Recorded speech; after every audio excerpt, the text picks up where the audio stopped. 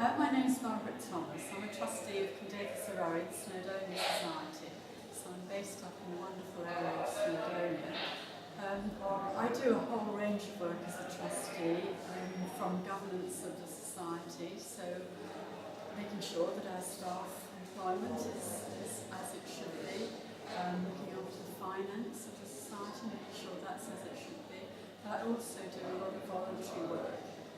We have two aims within the society. One is to protect and the other is to enhance, and that's for everybody, the wildlife, visitors, local people.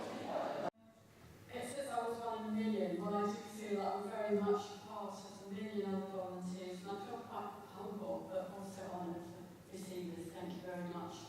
Particularly when there are so many other volunteers working for social wellbeing. But I do feel that working towards keeping a national park, especially one so wonderful